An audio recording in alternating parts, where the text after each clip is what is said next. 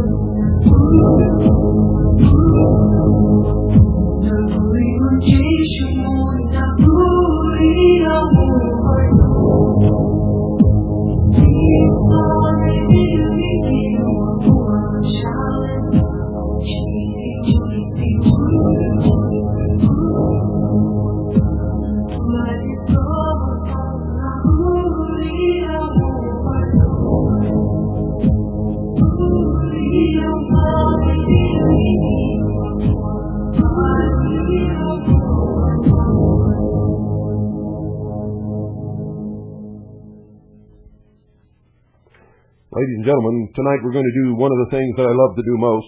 That's to part the veil and peek behind the shroud of mystery that hides the secret religion of the ancient brotherhood. That which people like Malleus Maleficarum believe in. Albert Pike, Alfred Boyd Kuhn, Manly P. Hall, George Bush, William Jefferson Clinton.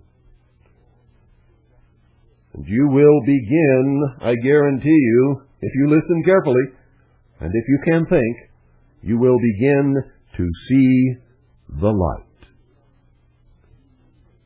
You see, they believe that the Western world has too long and fatuously labored under the delusion that a pious and devout disposition fulfills the whole requirement of true religion. Not so, they say. Ancient sagacity knew that piety without intelligence or religion without philosophy was insufficient and even dangerous. It knew that general good intent was not safe from aberrancy, folly, and fanaticism unless it was directed by the highest powers and resources of the mind. And remember always that this is what they believe does not make it true.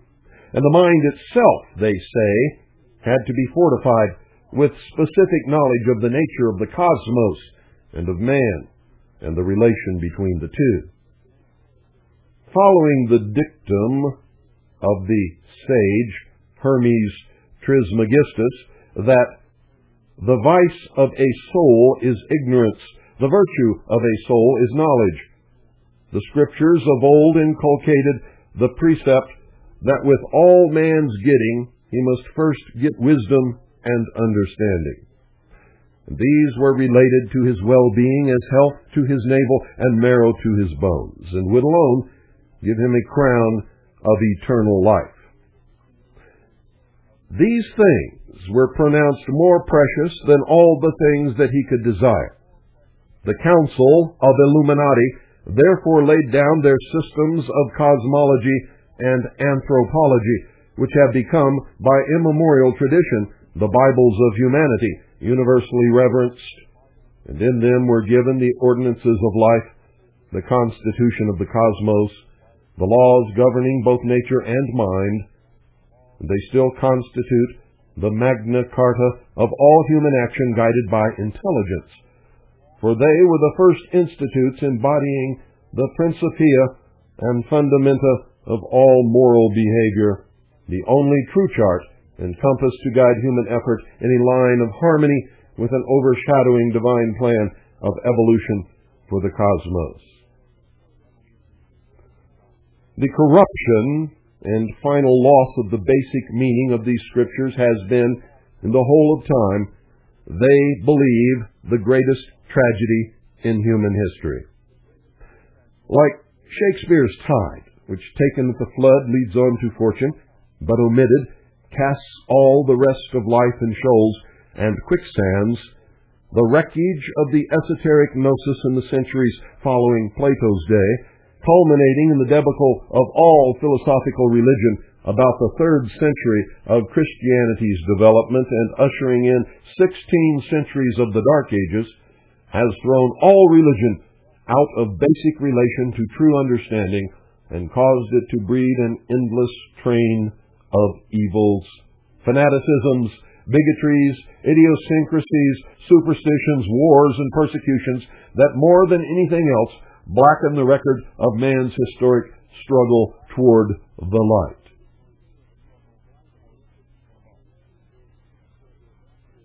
And if you understand that portion of their philosophy, then you know why they hate Orthodox Jews, fundamentalist Christians, and members of the Nation of Islam.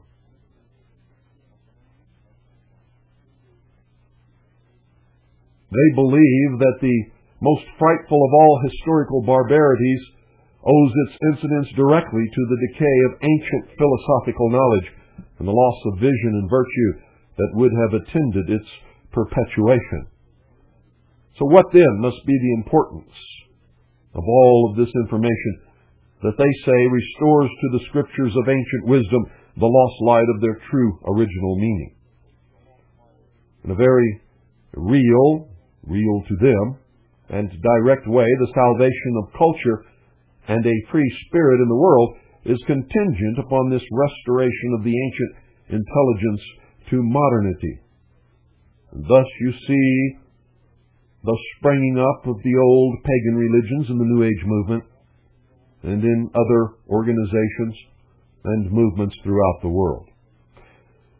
You see, they believe that for man at this age, he's had new and mighty powers of nature suddenly placed in his hands, but yet he lacks the spiritual poise and sagacity to use them without calamity, the message in the movie 2001. Most strangely, the control of the lower physical, natural, or brute forces by the mind, or reason, was the one central situation primarily and fundamentally dealt with in the sage tomes of antiquity. And to effect that control, in a perfect balance and harmony, and to train the reasoning intellect in the divine art of it, was the aim and end of the arcane philosophy, which I have revealed to you as the mysteries. Ideology in the Western world has endlessly vacillated back and forth between the cult of the inner spirit and engrossment in objective materialism, while ancient philosophy taught that the true path of evolutionary growth, if you believe in such a thing, was to be trodden by an effort that united the forces of the spirit with those of the world, the lower disciplined by the higher.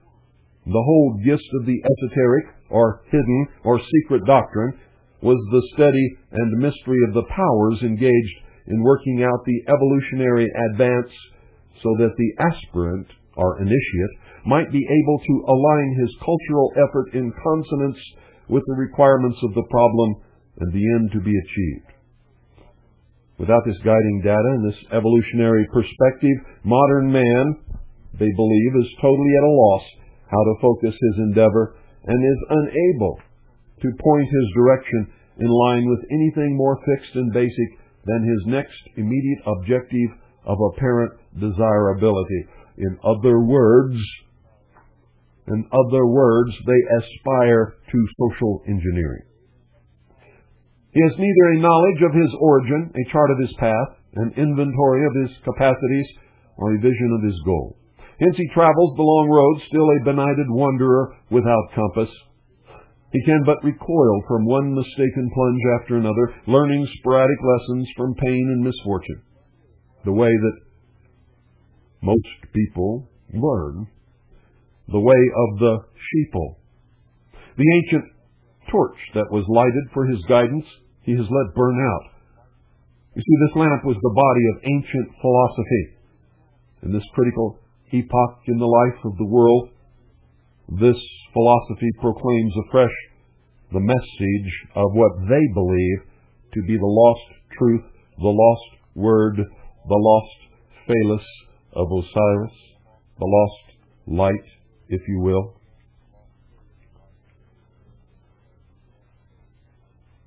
They believe that there were three ancient and long discredited sciences that have had a surprising renaissance in popular fancy and scientific interest. One that I have struggled to teach you for many years is symbolism. The other two are alchemy and astrology, which are absolutely worthless and useless to any and all of you without a knowledge and a deep, abiding knowledge of the first, symbolism. You see, you read the alchemical works as if they were literal truths, but they are esoteric tomes bearing a hidden message. And astrology is the great metaphor of the hidden religion of the mysteries. And they never used it to foretell the future. That was for the profane, the uninitiated, the ignorant, who believed that a great happening in the sky would foretell some great happening on earth. Astrology has particularly come into a general vogue, but ladies and gentlemen, on a basis which still inclines conservative positivism in science and scholarship to regard it as allied closely with popular superstition. In its predictive or fortune-telling aspect, it is generally looked at askance, because that has absolutely nothing to do with it. It is, in fact, a hoax, a con job. The ages-old machinations of what we used to call mediums today are more likely called psychics or channelers, but nevertheless, hoaxes they are, and con men and con women who happily take your money, listen to you talk a little bit, and then from that read your present and your future. Anyone who understands human nature can do those things. But you see, there is another side on which it has pertinence and value that has not been recognized in the modern revival, and on which perhaps the mysteries believe is its most legitimate claim to consideration, and this is its function as symbolic theology, as I've been telling you for years. Unquestionably, cosmic operation, cosmic significance lie behind the 12 constellations of the zodiac and the 36 or more other stellar configurations. The planisphere, or chart of the heavens, was doubtless the first of all Bibles, pictorially edited, since man could not write and had no printing presses, and since over a period of time oral history tended to be changed or forgotten.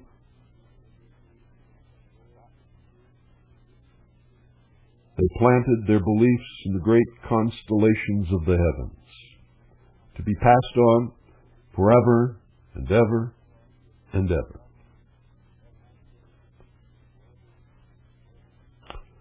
Not quite simply and directly, but intrinsically, all Bibles are amplifications and elaborations of the original volume of ideography, first written on the open face of the sky, charted in the zodiac and heavenly maps, and later transferred to earth and written in scrolls and parchments. Man was instructed to fashion his new body of spiritual glory after the pattern of things in the heavens. The heavenly, or zodiacal man, and a graph of the structure and history of this celestial personage was sketched by the enlightened sages in the configurated star clusters. You see, zodiac comes from the Greek word zodion, a small living image, signifying that it is a graph of the microcosmic life of man, which is cast in the form of the macrocosmic life of the universe, or of God. In the New Age movement, it is known as above, so below. You've all heard it. Man's own small body is a replica of this body of God, made in its image and likeness, according to the beliefs of the esotericism of the secret religion.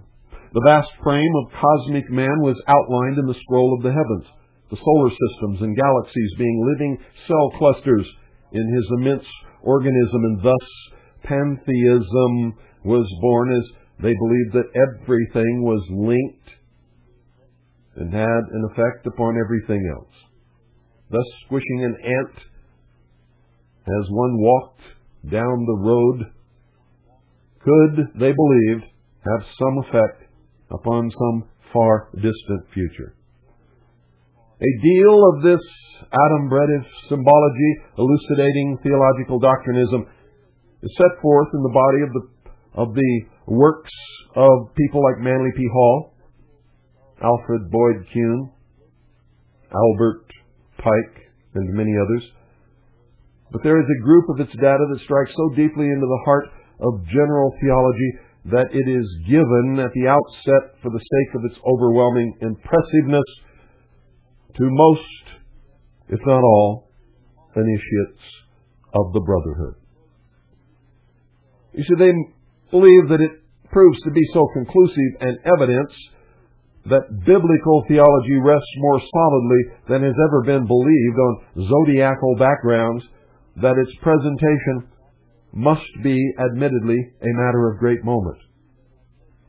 It traces the unsuspected significance of two of the 12 signs, Virgo and Pisces, in the very heart of the New Testament narrative. So let the listener picture before him the ordinary zodiac with the house of Virgo at the western equinox point and that of Pisces directly opposite on the eastern side. The simple fact that they stand 6 months apart will presently be seen to assume great importance in gospel determination if you understand and believe the esoteric message that those of the Brotherhood believe is encoded and written below the literal interpretation of the Bible. This exposition must begin with a puzzling and hitherto unexplained item of ancient religious myth, that the Christs, that's plural, Christs, the sun gods, the Messiahs, all were depicted as having two mothers. Now how, one asks, could there possibly be rational significance in this? It has been put aside as just some more of the mythical rubbish and nonsense of early paganism. but the profundity of pagan intelligence, hiding sublime cosmic truth, or a hidden story under glyph and symbol, has not been dreamed of by most of you. And I'm telling you, you had better not only dream of it, but seek it out and study it.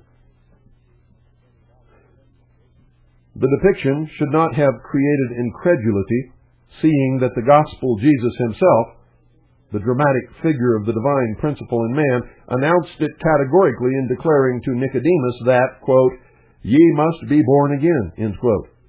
Nicodemus asked if this means that we must enter a second time into our mother's body and experience a second birth in the natural manner. But Jesus replies that we, quote, "must be born of water and the Spirit," end quote. Attention must be directed to the fact that the Latin word spiritus, translated spirit in many passages of the Bible, means as well air or breath.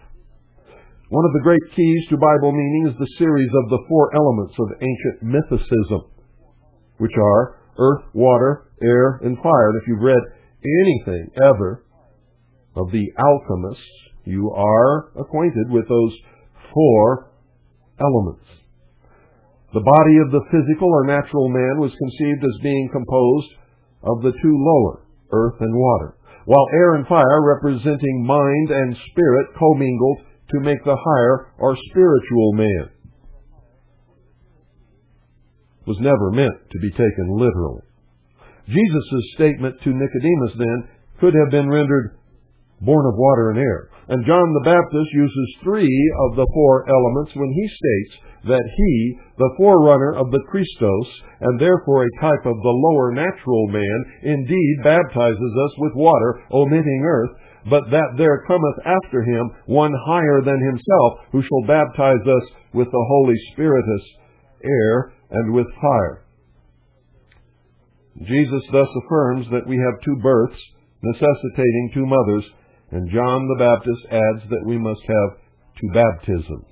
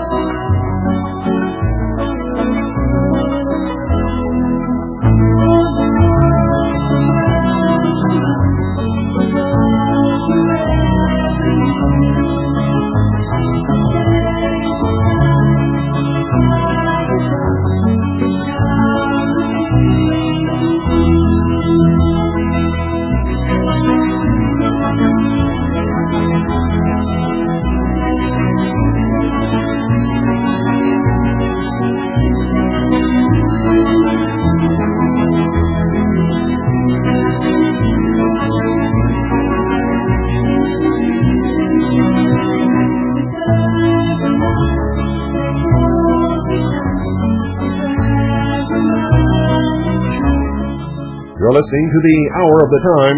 I'm William Cooper, and tonight, you're in school.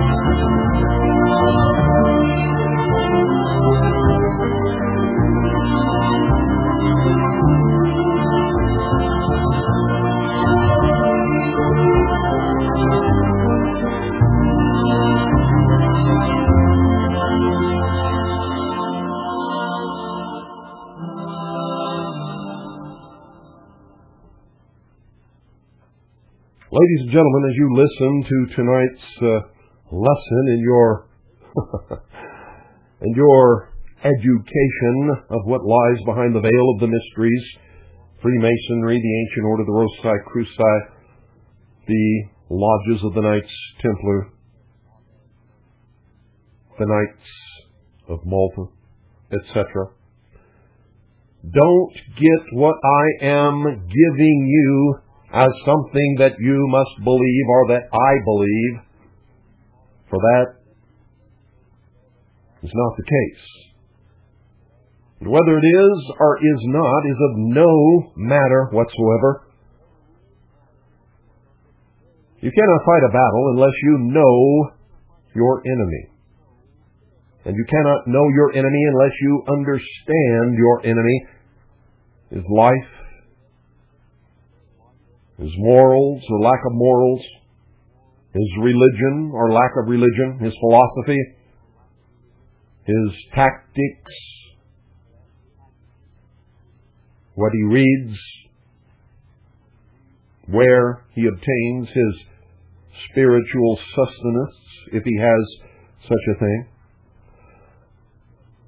And when these people are in power, ladies and gentlemen, it makes absolutely no difference what you believe in the great scheme of things when you are dealing with these people.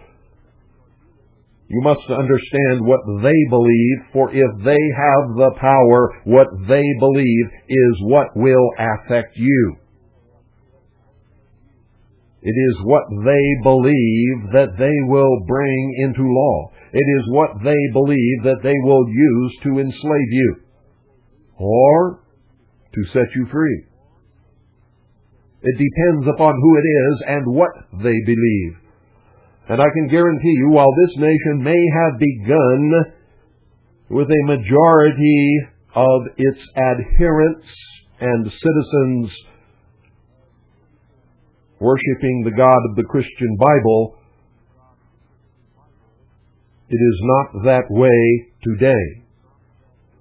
The men who hold the power in the halls of government at all levels, city, county, state, and federal, believe in the philosophy that I am giving you now.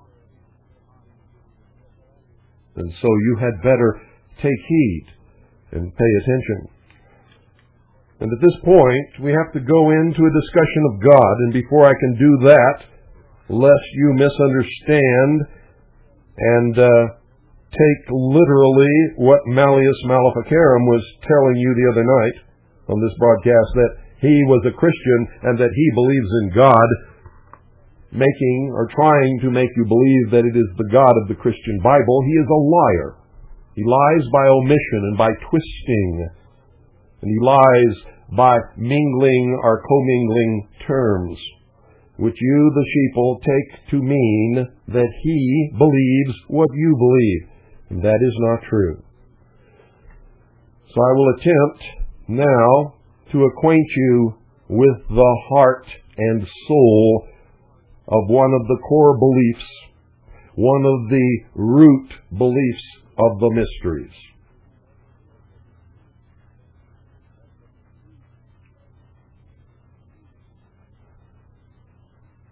They believe in two fires, the supernal and the infernal. They believe that it is impossible, absolutely impossible, to present the one in entire disseverance from the other. And the background for the clarification of this aspect of the interpretation can be readily set up, and I will cover all of that information in subsequent broadcasts. But the whole doctrine of hellfire has fallen so infinitely remote from even the outskirts of the true understanding of what they believe that I've got to set it before you so that you can grapple with it in good earnest now. They believe that the deplorable state of modern exegesis in this segment of theology impels one to a vehement expression of disgust at the harrowing grotesquerie of rendering which a comparison of ancient esoteric meaning with current superstition so readily excites. You see, but this situation has to be evident as a general matter and should need but little reinforcement beyond the revelation of gaping chasms of difference between the old and the present readings. When you read these things, you read them literally. Yet this theology of a hell of fiery torment has suffered such an unconscionable distortion from its primary bearing, and has afflicted the mind of mankind with so outrageous a delusion that every consideration points to the necessity of a vigorous handling in the interests of sanity and social benefit. You see, before Dante wrote his Inferno, nobody ever heard of a devil with a pointed tail and horns and writhing souls burning forever in the fires of hell, being poked by pitchforks and in various manners and ways caused to suffer for all eternity. The perversion of original teaching regarding the lower fire has cast over the collective mind of the Western world the foulest hypnotic obsession which it has ever suffered. The strangling tentacles of this theological devilfish have spread over the whole of Christendom and have compressed the spiritual genius of that segment of mankind into the coldest and most inhumane bigotry known to history. These are their own words, ladies and gentlemen, and I'll tell you where some of it comes from later. You see, they hate you if you are a Christian, if you are an Orthodox Jew, if you belong to the nation of Islam, if you are a Muslim. They hate you, especially if you are a Catholic. They hate you. They believe that for ages the doctrine in its misconceived form has deprived the Christianized world of its reason and opened doors to the entry of every superstition. They believe it has snuffed out the native spark of human brotherhood and brought between man and man the lurid glare of its own devilish mischief. For the fiercest fires of persecution and fiendish cruelty ever lighted upon earth flared out under the impulsion of the fantastic theological teaching that the acts of one's brother may be the impious machination of the devil. They look at it as too gruesome and ghoulish a chapter of horrors to even linger upon. Yet the same philosophical benightedness out of which this atrocious monster of diabolism and demonism has emerged has never to this day been dispelled by the light of wisdom. A more sensitive humanity of the present, sickened by the ghastly spectacle of past tortures and holocausts, inspired by fiendish zeal, has tried to drop the subject as far as possible out of sight, and has imposed a taboo upon its exploitation in religious quarters. This refers directly to the Inquisition of the Catholic Church during what is known as the Dark Ages. And they believe that the darkness has not yet been dissipated, and the monster is still capable, on provocation, of glaring fiercely out of the murks. And ladies and gentlemen, I must tell you that that monster is real. It is there. I have seen it, and some of you have heard it in the calls made to this broadcast and others. Those who are so religiously zealot that they would burn at the stake again anyone who dared to disagree with their own personal bigotry, their dogma, their religion, their race, even. So there are some things about the mysteries that I do agree with, and that is one. Further, they believe the light that would have enabled the Christian world to descry the beast in his true outlines and character has never been rekindled since it was extinguished about the 3rd century. And those of you who have studied religion know what happened in the 3rd century. That's when they met at the Council of Nicaea, condemned all the books that disagreed with the dogma of the emperor or pope, and chose the books that would make up what is now known as the Christian Bible in the Catholic Church.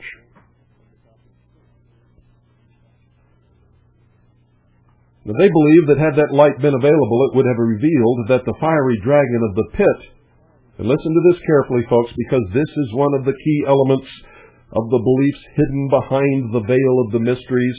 It is what Malleus Maleficarum alluded to when he called in on this broadcast that Monday night, when he said that he believed in God and that he was a Christian. This is what he believes. This is the truth of it. You see, but he was speaking in a metaphor even then. He believes that had that light been available, it would have revealed that the fiery dragon of the pit was none other than God himself.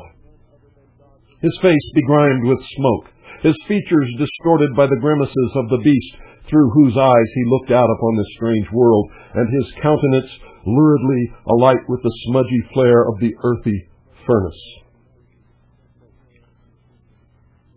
Many of you have read Paradise Lost.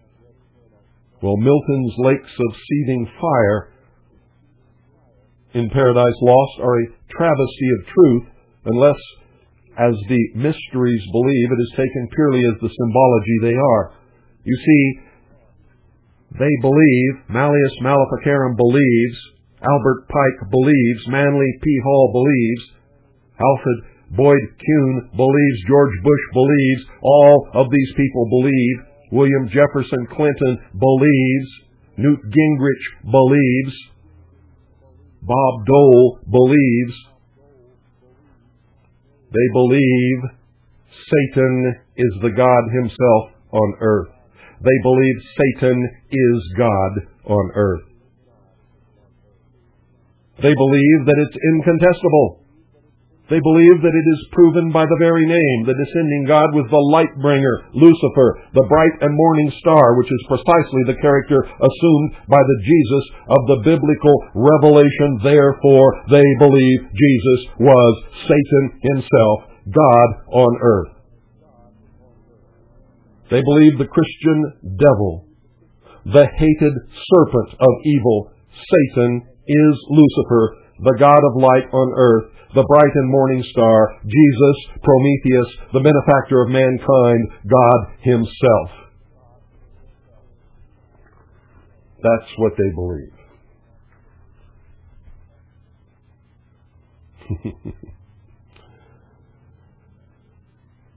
That's what they believe, ladies and gentlemen, and I could not go on where they speak of God without revealing to you exactly what it is that these people mean when they say God.